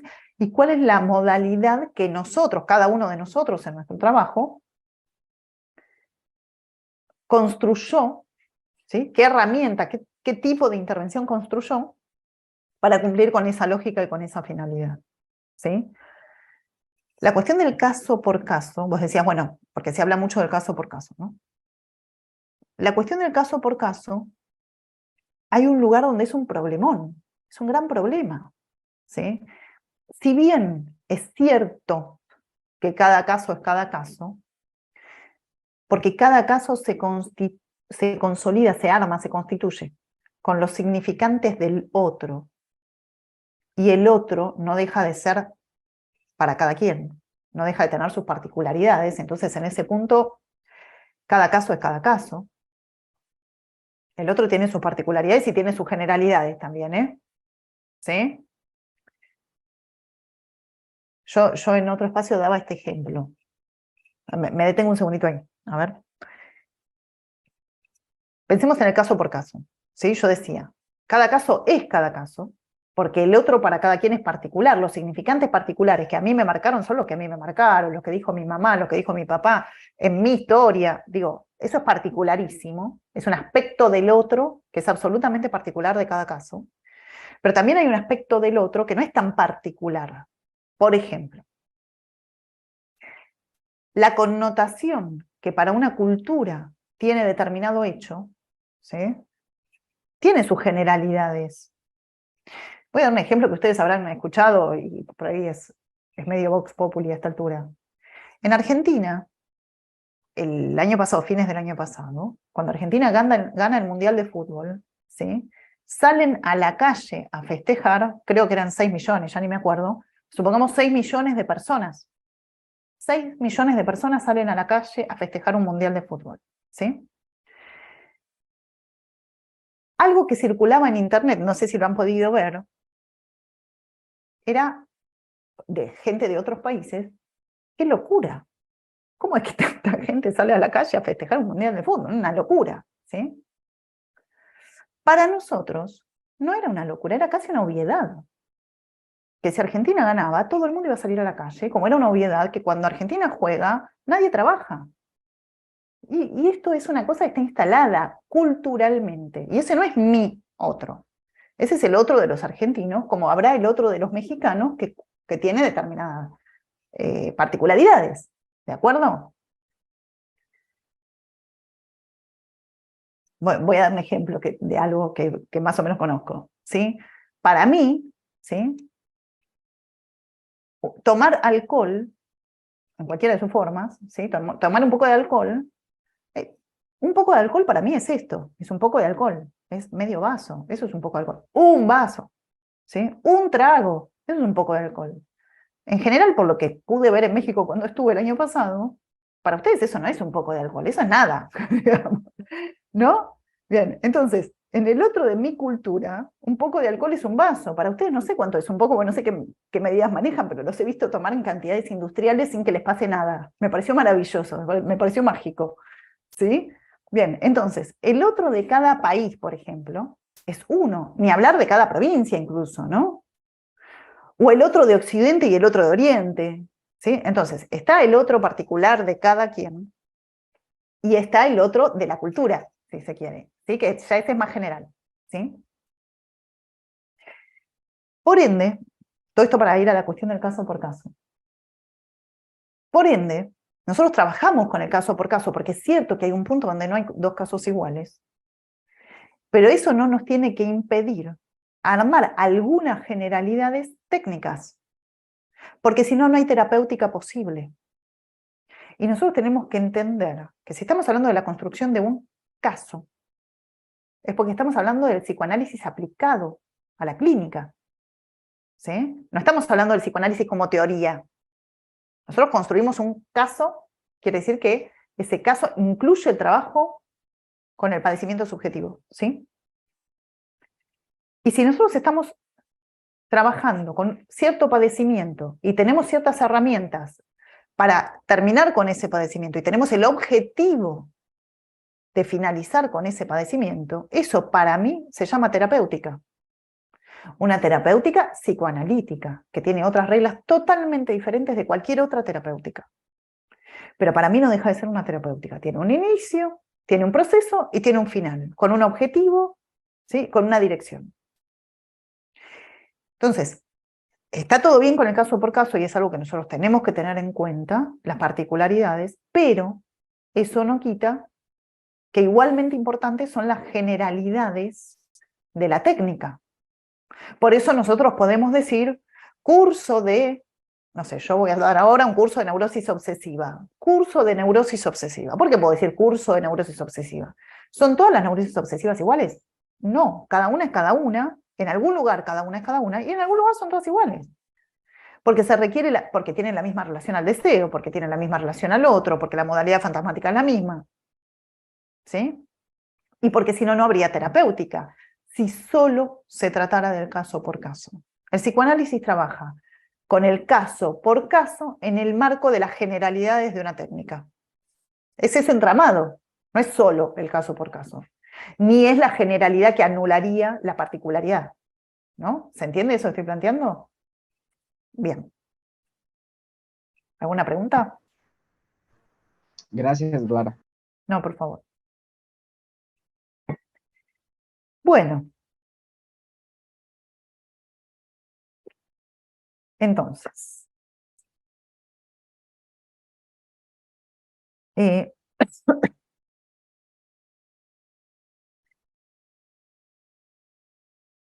volviendo a la cuestión del analista que produce los efectos, Lacan dice, los analistas forman parte del concepto de inconsciente. Esto lo dice en el escrito Posición del inconsciente. Los analistas forman parte del concepto de inconsciente, puesto que constituyen aquello a lo que éste se dirige.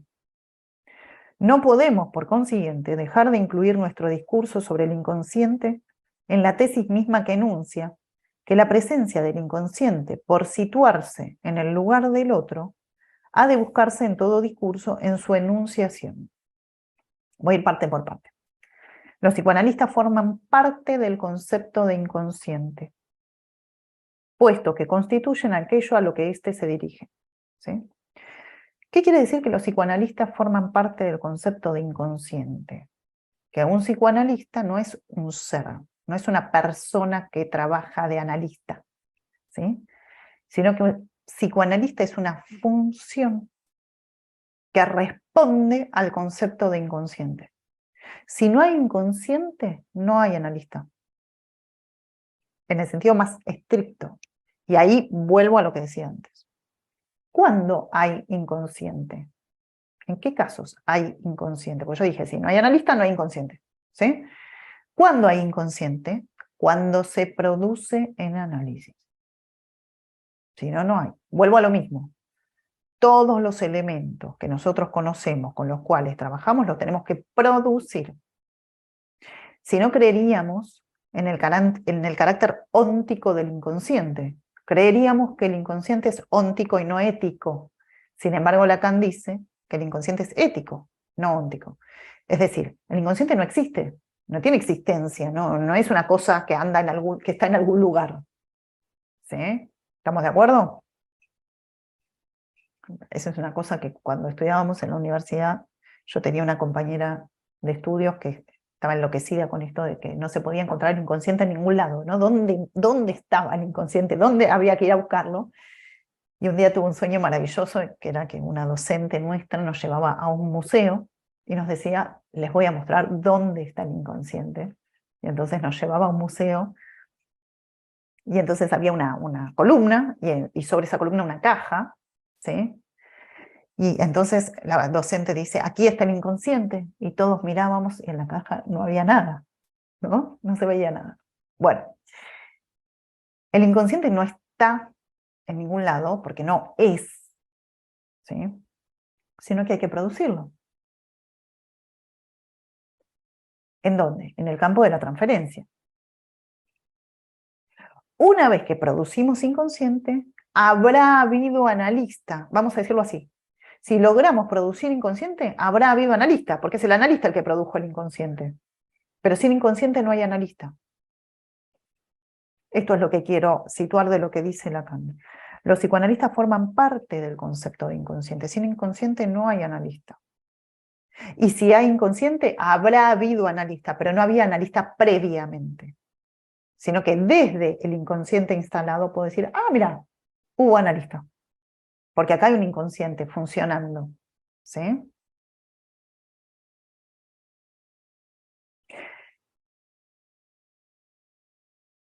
Entonces, sigue la cita. No podemos, por consiguiente, dejar de incluir nuestro discurso sobre el inconsciente en la tesis misma que enuncia que la presencia del inconsciente ha de buscarse en su enunciación. Es decir, que la presencia del inconsciente no está en el cuerpo del paciente, no está en su cerebro, no está en el museo que mi compañera soñaba, no está en ninguno de esos lugares, sino que el inconsciente, la presencia del inconsciente, está en la enunciación. ¿Se acuerdan que yo hablé del entredicho? Dije, para Lacan, el inconsciente no está en otra escena, sino que está entre los dichos, en aquello que podemos llamar enunciación. Vuelvo. Nosotros vamos a tener que situar en la construcción del caso el padecimiento subjetivo. Padecimiento subjetivo es padecimiento inconsciente, ¿sí? Lacan piensa el padecimiento, piensa lo inconsciente del lado de la enunciación, entredicho, no en otro escenario, sino en los dichos mismos, no en los dichos, pero sino entre los dichos, en lo que él llama la enunciación. Ahí podemos localizar al inconsciente y al padecimiento subjetivo. Si viene un paciente y dice, voy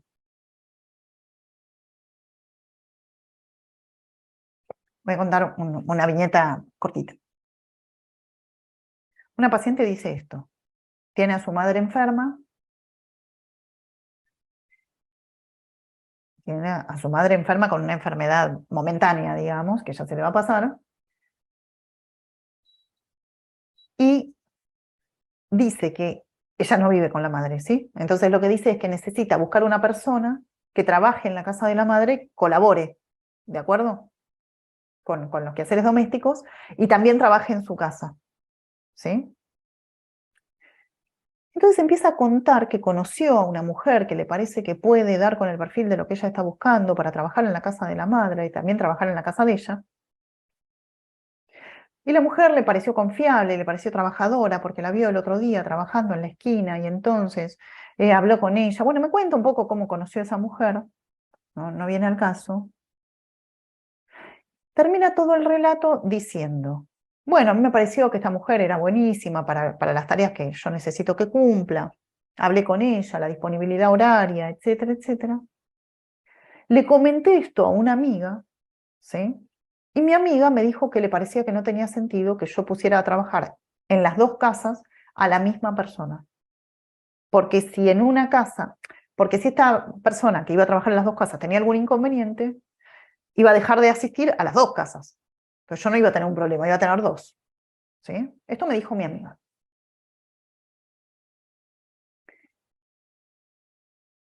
Entonces termina su relato de alrededor de 25 minutos de sesión, contándome que le parecía que esta mujer era idónea para trabajar en las tareas del hogar, en tareas del hogar. ¿Sí? Termina todo el relato diciéndome esto, que la amiga le dijo esto, y me pregunta qué pienso yo. ¿Vos qué pensás? ¿Será mejor que yo contrate una persona para las dos casas o una persona para cada una de las casas? Entonces le pregunto, ¿es tan importante lo que piensa el otro? ¿Qué pasó que es tan importante? ¿No? Lo que piensa tu amiga, lo que pienso yo. ¿Sí? Ahí pasamos a otro lugar, ¿no? Dejamos de hablar de la cuestión doméstica de esta mujer y qué sé yo, y ella empieza a desplegar toda una serie de cuestiones en relación a cómo ella no puede tomar decisiones si no es con el aval del otro. ¿Sí? Es decir, es un punto de inflexión ese, ¿no? Pasamos de hablar de una cuestión de la vida diaria, X, a otra cuestión que tiene que ver con su padecimiento, que es que ella está absolutamente pendiente del aval del otro. Pero lo que quiero situar es, se entiende que no solamente ella da cuenta en sus dichos, ella no me viene a decir, yo necesito el aval del otro, no lo dice, no está en sus palabras eso, está entredicho. ¿Sí? No solamente está entredicho cuando ella me dice que la amiga le dijo esto, o cuando me pregunta a mí qué me parece, sino que está entredicho en haberse tomado 25 minutos de detalle, en donde todo el tiempo lo que mostraba en ese relato era la búsqueda de mi gesto, la búsqueda de, incluso había cuestiones que ella planteaba como, a mí me pareció muy, no sé, muy buena tal característica de esta persona, ¿no? ¿No? Como esperando, tras esa muletilla, alguna respuesta. ¿Sí? Bien, entonces, lo que Lacan está diciendo es que el inconsciente está en la enunciación y que es allí donde nosotros tenemos que ir a buscar el padecimiento, que no tiene nada que ver con si poner a dos personas, la misma persona o distinta persona en una casa y en la otra. ¿Sí? Bien. Lacan también dice, respecto del momento en el que nosotros estamos trabajando con el paciente, ¿no? Estamos en la clínica, estamos trabajando con el paciente, que la pasión que nos anima en el momento en que estamos allí es la ignorancia, ¿no? Siendo la ignorancia la condición para que el sujeto supuesto saber se pueda instalar en la sesión analítica. Es decir, que para que se produzca el inconsciente, para que se produzca esa hendidura, ese momento que quise mostrar recién de pasar de un plano a otro, ¿sí? De una dimensión yoica a una dimensión subjetiva, si quieren, ¿sí? Para que ese movimiento se produzca, el analista tiene que estar situado desde la ignorancia, ¿no? Que podríamos llamarlo abstinencia. No saber, ¿sí? No saber, ¿de qué me está hablando esta mujer? No tengo idea de qué no tengo idea de qué me está queriendo decir con esto que me está contando, ¿sí? Y como no tengo idea, la voy a escuchar. Y voy a señalar lo que me llame la atención, ¿no? Se tomó de las palabras de su amiga y vino a buscar mi respuesta. Y en ese punto, donde el analista funciona desde la pasión por la ignorancia, es decir, desde la abstinencia, deja de lado sus conocimientos, también sus prejuicios, ¿sí? Sus fantasías, su propia subjetividad, ¿sí? Todo eso tiene que dejar de lado para que el inconsciente se produzca. Si no, no se produce, ¿sí? Bien.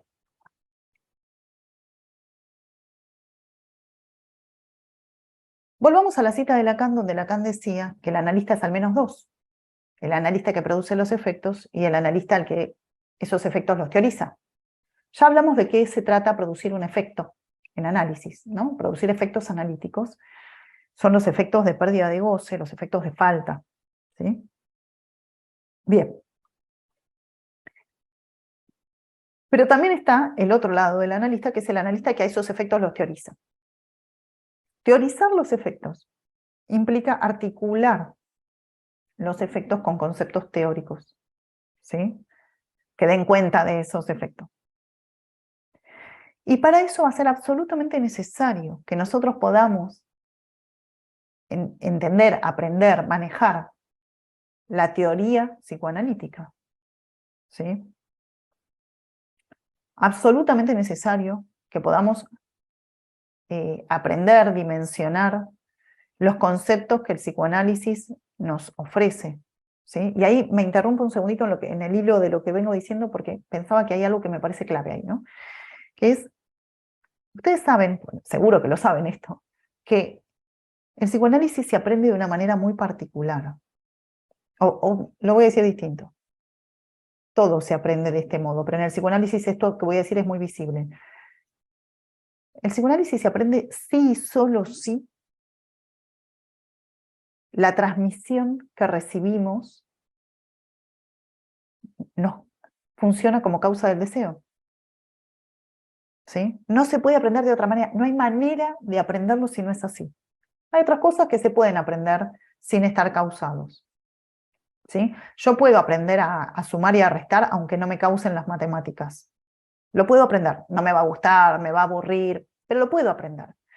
Pero el trabajo del analista es imposible de aprenderlo si eso no nos causa, ¿sí? No solamente si el psicoanálisis no nos causa, si la transmisión, los lugares de transmisión que habitamos no nos causan. Y en eso tenemos una enorme responsabilidad.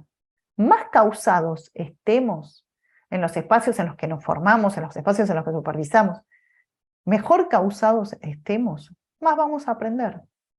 Más aprendamos, mejor vamos a trabajar. Y no podemos olvidar que trabajamos con pacientes. Entonces es muy importante que trabajemos bien. No es cualquier cosa, ¿sí? Bien.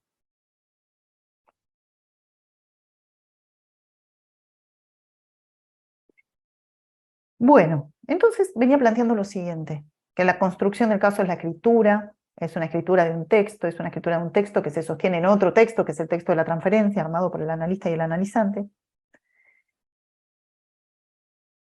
que hay que teorizar los efectos del análisis, ¿sí? Y ahora quisiera pasar a qué significa para nosotros leer, porque resulta que para construir el caso vamos a tener que leer el texto que se produce en transferencia. Es decir, vuelvo, hay un primer texto que se produce en transferencia entre analista y analizante, ese que llamamos historia básicamente, ¿sí? Para decirlo muy breve. Ese texto, ese trabajo que se produce allí en el análisis, va a tener que ser leído para luego escribir el caso, ¿sí? Entonces tendríamos como 3 momentos, si quieren. El momento del trabajo analítico con el paciente, ¿sí? El momento de la lectura de lo que allí sucedió y el momento de la escritura, ¿sí? Pero lo que quiero situar entonces es que vamos a tener que leer lo que allí sucedió. Es un poco lo que les decía con la cuestión del síntoma. El paciente viene, ¿sí? Dice, mi síntoma es este, y para nosotros eso no es su síntoma. Nosotros vamos a tener que hacer un trabajo de lectura para poder extraer a partir de sus dichos cuál es el síntoma. Bien, lo mismo sucede con la transferencia. En el momento de la transferencia producimos historia. En ese trabajo con el paciente, de ida y vuelta, vamos produciendo, vamos tramando, vamos tejiendo historia. Perfecto. Pero después tiene que haber otro momento, ya está, el paciente se fue, yo me quedo trabajando en mi casa, bueno, en mi consultorio, y tengo que hacer una lectura de lo que sucedió allí. Ah, esto pasó por esto otro, y acá lo que necesitamos es hacer un movimiento así, asá. Ah, y este es mi punto de obstáculo, ok. Entonces voy a empezar a escribir. Mi punto de obstáculo es este, yo llegué acá de esta manera, ¿sí?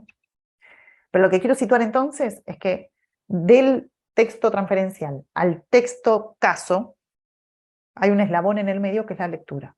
Y quiero que hablemos un poquito de eso.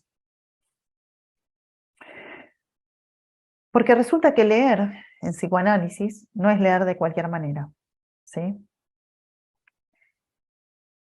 Y ese es un riesgo que corremos los analistas. Un riesgo enorme que corremos es leer cualquier cosa.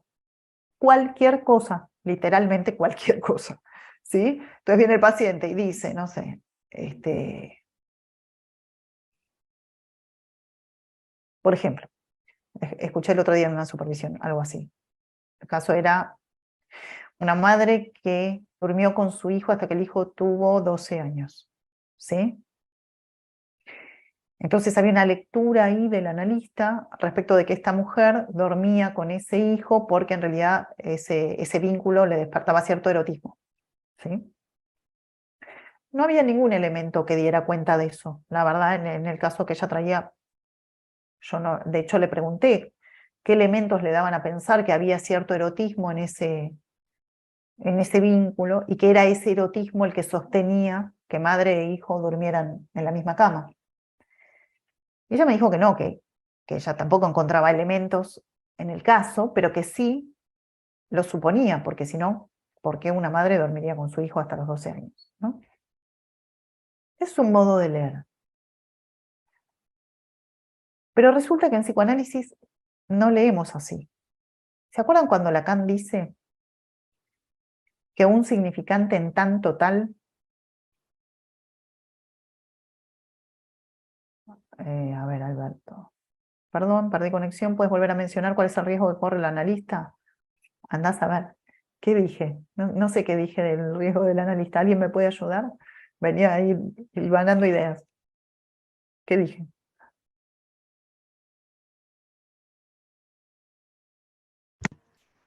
Justo regresé, Lara, a mi conexión cuando mencionaste, y ese es un riesgo que corren los analistas. Y dije, oh, Justo en este eh, momento. sí, me dejaste en No, total la pausa. verdad que no sé Estabas, en qué venía, pero ahora seguramente va a reaparecer. No te estabas preocupes. hablando sobre los Sí. momentos, Lara, el momento del trabajo analítico, la lectura y la escritura, Ah, ya está. Listo. ¿sí? Lo que decía es que un riesgo que nosotros corremos es leer cualquier cosa, ¿sí? Leer de cualquier manera. Como, ahí está, sí. Sí, me están diciendo que es eso. Perfecto. Gracias. ¿Qué quiere decir leer de cualquier manera? Lacan decía esto. Lacan decía, un significante en tanto tal no significa nada. Un significante en tanto tal no significa nada. Un significante significa algo en su relación con los demás. ¿Sí? ¿Estamos de acuerdo? ¿Esto es conocido lo que estoy diciendo? Sí, es conocido, ok. Pensemos qué alcance tiene eso. ¿Qué quiere decir que un significante en tanto tal no significa nada? Porque yo lo puedo pensar en términos de cadena significante. Bueno, claro, un significante en tanto tal no adquiere significación hasta que no se enlaza con otro. Hasta ahí entendimos todo. Ahora, pensémoslo en términos clínicos. Un significante en tanto tal no significa nada. Es decir, vamos a decirlo así, madre que duerme con hijo, solo, ese elemento solo, no significa nada.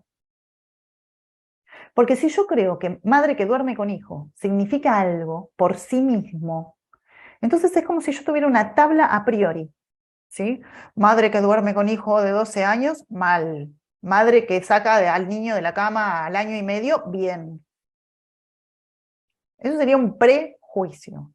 Fíjense a qué nivel tiene que operar la abstinencia, porque todos, a grosso modo, podríamos decir, no, pero pará, una madre que duerme con un hijo de 12 años, uff, mal, muy mal. Digo, groseramente podríamos pensar eso. Pero la abstinencia hace que ni siquiera un caso como ese, de una madre que duerme con un hijo de 12 años, nosotros podamos leerlo, ¿sí? Sin conexión con otro elemento, que podamos leerlo a solas. El psicoanálisis no lee así.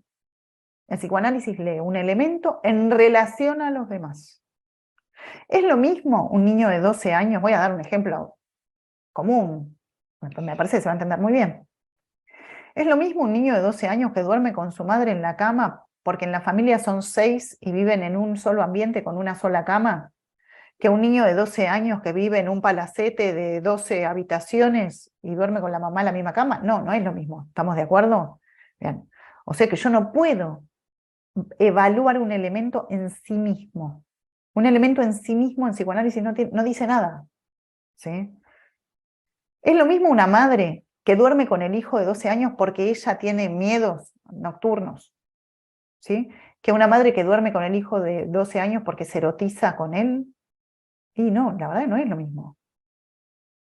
¿Sí? Entonces, sí, Anaí, ¿qué decís? Que como la interpretación de los sueños, que ningún elemento vale por sí mismo, ¿a eso te referís? No. Sí, sí, efectivamente. Y de hecho, bueno, tuvimos la oportunidad de iniciar con Bruno Bonoris y justo mencionaba algo en particular a eso. Sí, Supongo ella tiene razón. hijo, justo en que hay estilos incluso en la interpretación en donde un elemento significa no sé, pensar en algo fálico, ¿no? Así definitivamente, relacionarlo directamente al padre, ¿no? Y justo esta propuesta en este estilo, más allá de hablar de técnica, ¿no? Es en esta ética con el paciente, es justo darle esta interpretación y esta construcción que tú estás mencionando desde el significante que lo acompaña, que acompaña con otro significante. Hola. No, mi amor. Totalmente, totalmente. ¿Sí? Efectivamente es así, podemos tomar esto que me estás contando que planteaba Bruno. Tal cual, es como en el sueño, ¿no? ¿Se escucha ahí? ¿Sí? Ah, pensé que se había perdido la conexión. Es como en los sueños, efectivamente. Ningún elemento se puede leer solo, ¿sí? Y fíjense lo interesante, volviendo al caso por caso. ¿Qué es lo que hace que un caso sea diferente de otro caso? Eso, que un significante para un caso enlaza con, supongamos, el significante A en un caso enlaza con B, y en otro caso el significante A enlaza con C, o con D o con E. ¿Se entiende? Entonces, nosotros trabajamos con enlaces significantes, con enlaces de escenas, no con elementos aislados, ¿sí? Y la lectura es en relación a otro significante o a otra escena, ¿sí? Siempre es en relación. Nada es, para el psicoanálisis, nada es en sí. Ni el sujeto es en sí, ni el otro es en sí, ni el significante es en sí, nada es en sí. ¿Sí? Bien. Entonces eso nos hace leer de un modo totalmente distinto, porque para un terapeuta que no sea psicoanalista, por ejemplo, madre que duerme con niño de 12 años, no, es algo malo. ¿Sí? Para nosotros no es ni malo ni bueno hasta que no nos enteremos de qué connotación tiene en ese caso particular. ¿Sí? Bien, esto para que empecemos a arrimarnos a de qué se trata leer en psicoanálisis. Porque como decía recién, para poder escribir el caso, primero vamos a tener que leer el texto de la transferencia, ¿sí? Bien, entonces decía, no se puede leer cualquier cosa, porque si leemos cualquier cosa, primero faltamos el respeto a la subjetividad, faltamos el respeto a la particularidad, ¿sí? Segundo, podemos hacer lecturas absolutamente delirantes, ¿sí? Que no toquen nada a ese sujeto. Y eso pasa muchísimo en los análisis, ¿no? Que nosotros decimos, no sé, tomando este ejemplo, madre que duerme con el hijo de 12 años, si yo a esa mujer le digo, no, pero espere, 12 años, su hijo, ¿no? ¿Qué hace usted durmiendo con el hijo? Por ahí ella no le hizo ruido, por ahí no es esto lo que la atrae, por ahí le desencadena una angustia feroz y no era el momento para tocar eso. Digo, pueden pasar un montón de cosas, ¿sí? Bien. Justamente quería tomar algo de esto que traían ahí de la interpretación de los sueños, para pensar la cuestión de la lectura. Bueno, digo esto y vamos cerrando, los escucho si hay algún comentario y después retomamos la vez que viene. Pero justamente quería decir eso, que en psicoanálisis hay para leer ciertas reglas, porque en realidad está el texto de la transferencia, pero ese texto de la transferencia yo lo voy a leer a la luz de un texto que funciona como respaldo, que es la teoría psicoanalítica misma, ¿sí? No es lo mismo que que yo lea desde la teoría psicoanalítica, madre que duerme con niño de 12 años, que lo lea desde la pediatría, por ejemplo, ¿sí? O desde una terapéutica, ¿sí? Según desde donde lea, voy a darle un significado a lo que haya sucedido en el espacio transferencial, ¿de acuerdo? ¿Sí? O sea que el texto de la transferencia se lee desde un discurso, en este caso el discurso del psicoanálisis. Si se lee desde otro discurso, se va a leer diferente, ¿sí? Y en ese sentido, tomando la cuestión de la interpretación de los sueños, es como el contenido latente y el contenido manifiesto. El contenido manifiesto no vale en sí. No es que si yo sueño con una lapicera, un bolígrafo, eso quiere decir algo en sí, ¿no? Sino que yo tengo que ver, el paciente soñó con el bolígrafo y yo le pregunto, ¿para usted en qué me hace pensar el bolígrafo? Estoy yendo a buscar otro significante, porque con uno solo no hago nada, ¿sí? ¿Y por qué estoy yendo a buscar otro significante? Porque doy por sentado que el contenido manifiesto se estructura a partir de un contenido latente. Y tengo toda una teoría que me habla de que hay una relación entre ese contenido manifiesto y ese contenido latente, bueno, una teoría psicoanalítica freudiana, ¿sí? Que me avala a ir a preguntar por otros elementos del sueño para entender qué significación tiene el bolígrafo. ¿De acuerdo? Lo que quiero decir con esto, y cierro, es ninguna lectura es desde un lugar neutral. Siempre una lectura es desde un discurso. Toda lectura es desde un discurso. Veremos de qué se trata leer desde el discurso psicoanalítico, que tiene sus particularidades, y eso es lo que nos concierne a nosotros, ¿no? Bien, tenemos que ir cerrando. ¿Alguna pregunta, algún comentario?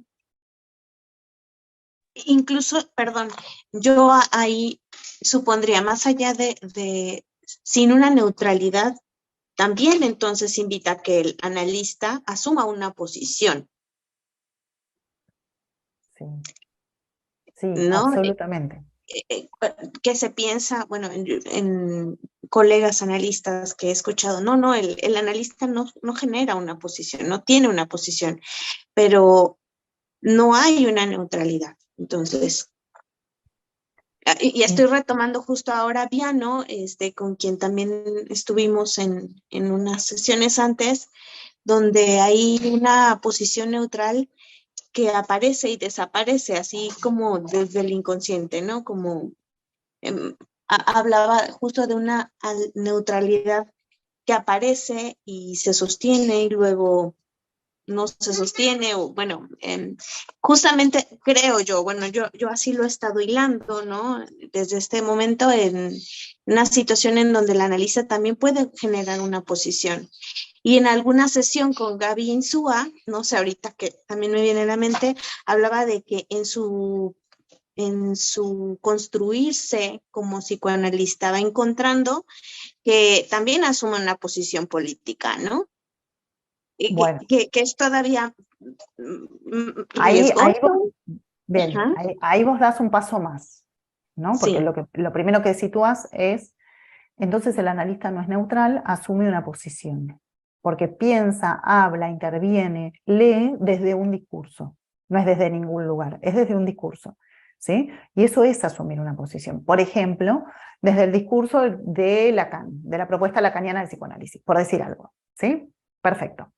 Hasta ahí vamos, sí, efectivamente el analista no es neutral y lee y trabaja desde un discurso.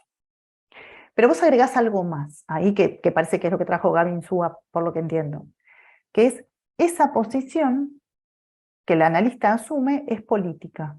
Esto decís vos recién, ¿no? ¿Te sigo bien, Anaí, con lo que venías planteando? sí, bueno, ella en su devenir como analista eh, comparte esto, ¿no? Es que descubro que en mi proceder en el análisis, tanto personal como en el servicio de analista, asumo una posición política, ¿no? Ok, bien. A mí me parece sumamente interesante eso. Te lo diría, a ver, un poquito distinto, pero va por esa línea. Asumir una posición siempre es político. Ahora, después, ¿qué posición asume cada uno de nosotros? Si es desde el psicoanálisis freudiano, lacaniano, kleiniano, si es desde un psicoanálisis más a la altura de lo que tenemos hoy a mano, ¿no? Si es desde un psicoanálisis más milleriano, ¿sí? Si tomamos otros referentes del psicoanálisis para pensar, digo, todo eso, ¿sí? Tenemos una gama muy amplia para posicionarnos, eso quiero decir, tenemos una gama muy amplia. Pero asumir una posición en cualquier terreno, no solamente como analistas, siempre es político. Eso es político, esa es la política. La política es asumir una posición, te diría, ¿sí? Entonces, claro que es político. Porque si yo creo que no puedo leer Madre que duerme con niño de 12 años, no lo puedo leer como algo malo per se, sino que tengo que ir a buscar otro significante, ¿sí? Eso ya estipula un modo mío de tratar con el padecimiento, con lo humano, con el respeto, con lo diverso, con lo particular, ¿sí? Muy diferente a si yo trabajo de modo estándar, por ejemplo, ¿sí? Entonces digo, toda madre que duerme con niño de 12 años, mal, ¿sí?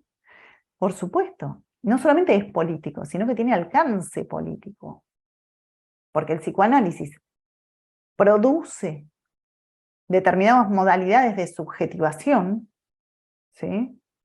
Y otras terapéuticas producen modalidades distintas de subjetivación o inclusive producen modalidades de objetalización, muchas de ellas, ¿no? Por ejemplo, las terapéuticas norteamericanas, ¿no?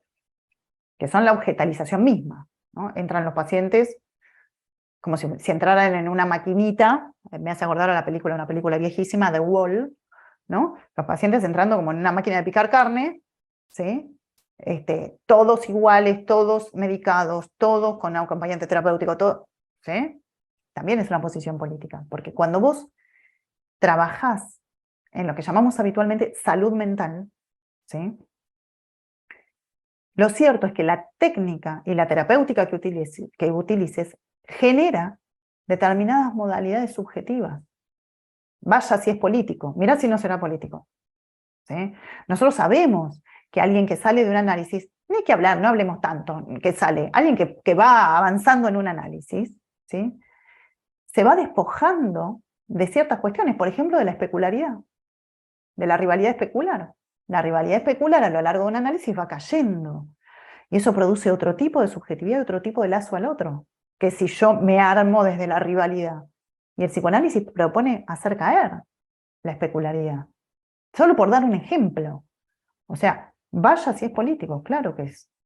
Y eso es un montón, porque nosotros nos cuesta mucho asumirnos como analistas, entendiéndonos dentro de una posición política. No estoy diciendo una posición partidaria de determinado partido, ¿sí? Sino política. Nos cuesta un montón. Sin embargo, yo estoy convencida de que nuestro hacer es absolutamente político. Absolutamente. Por eso en las comunidades, en las comunidades pequeñas, digo, ¿no? Donde el psicoanálisis circula, eso. En el mejor de los casos, hay excepciones, vamos a decirlo, pero en el mejor de los casos, la rivalidad especular cae, la cuestión ¿no? Ególatra cae, en el mejor de los casos, digo. Porque el análisis va buscando eso, esos desarmes, esos vaciamientos. Eso es lo que produce nuevos modos de subjetivización que son más amables, te diría. ¿Sí? Eso, no tengo mucho más para decir. Bueno, continuamos la semana que viene, ¿sí? Les mando un abrazo a todos y nos estamos encontrando en el mismo horario el jueves que viene. ¿Sí? Un beso grande. Gracias. Saludos a todos, buen jueves. Gracias.